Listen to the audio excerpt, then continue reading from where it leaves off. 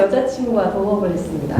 네, 유튜브에서 이런 경우 많잖아요. 네. 여자친구는 한 푼도 줄 생각이 없다고 얘기하는데요. 그게 있으면 저는 가능하다고 봅니다.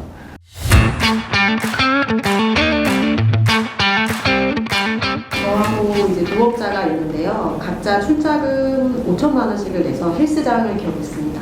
네, 매출 이익을 5대5로 나누기로 했는데 매출은 어느 정도 되는데 서로 계속 싸우고 있어요. 경쟁이 너무 심해서 더 이상 동업은 안 될 것 같고, 그런데 동업자는 자신이 이제 본인이 헬스 트레이너니까 매출이 높다는 이유로 수익 분배도 다시 계약하자고 하는 상황입니다. 근데 저는 동업 해지를 원하고 있고요. 그러면 제가 이제 출자금으로 이제 냈던 돈은 반환 요구할 수 있을까요?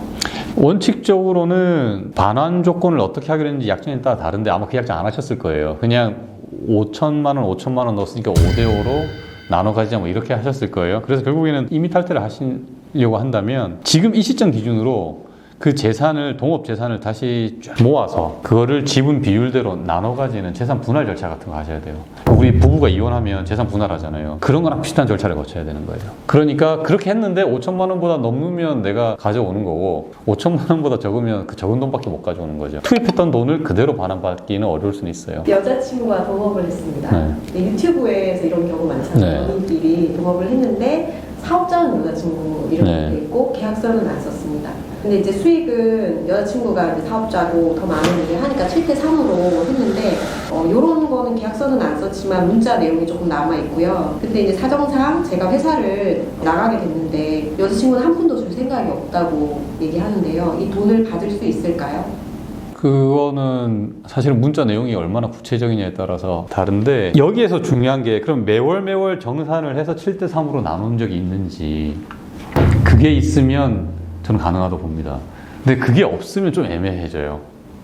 그래서 그럴 경우에는 이게 단순히 여자친구가 유튜버니까 내가 일을 도와준 정도인지 아니면 실제로 같이 컨텐츠를 기획하고 같이 일을 한 건지 이런 거를 좀 더 입증을 해볼 필요가 있어요. 다음 질문하겠습니다. 그 동업자와 또 이렇게 불화가 생겨서 동업 더 이상 못하겠다 하는 사람이 굉장히 많잖아요. 근데 이제 이 경우도 동업 계약서는 따로 작성하지 않았는데 사업자도 상대방 명의로 돼 있어요. 그리고 이유를 이제 4대6으로 나누기로 하고 본인이 이제 4를 가지고 상대가 6을 가지고를 했는데 동업자가 이제 개업하고 얼마 안 돼서 제 뒤에서 제 욕을 하고 다닌다는 걸 알게 된 다음부터는 얼굴도 보기 싫고 동업 이거 뭐 이제 때려치고 싶은 마음이 굴뚝 같습니다.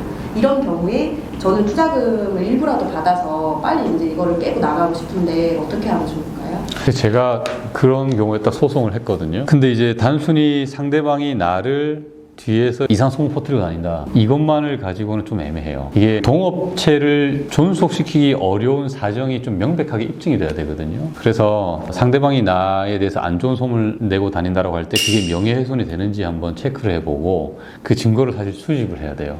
그러고 난 다음에 그게 불법행위가 되니까, 신뢰관계가 무너지니까 그걸 이유로 동업 관계를 해산을 하겠다 하고 자녀 재산의 분배를 청구하는 거죠. 그러니까 이때도 마찬가지인 게 내가 넣었던 돈을 고스란히 다시 빼온다는 개념이 아니라 청산하는 그 시점 기준으로 자녀 재산을 분배하는 방식이 되는 겁니다. 그러니까 4대6으로 분배하겠죠. 여러 분쟁 사례를 보니까 계약서는 꼭 작성해야겠다 싶은데 계약서 작성을 아직 못하고 동업을 시작했거나 뭐 그런 경우에 중간에 계약서는 필요한 걸까요? 네, 중간에도 계약서는 작성할 수가 있어요. 오히려 중간에 계약서를 작성하다 보면 좀 더 명확하게 내가 원래 생각했던 의도가 뭔지도 정리할 수 있고 상대방의 의도도 정리가 돼요. 그래서 그거를 명확하게 서류를 해놓는데, 이때 중요한 거는 우리가 그러면 그동안에 어떤 형태의 조합으로 동업을 해왔느냐, 이거를 알 수가 있는 거죠. 그래서 중간에도 계약서는 꼭 쓰실 것을 추천드립니다.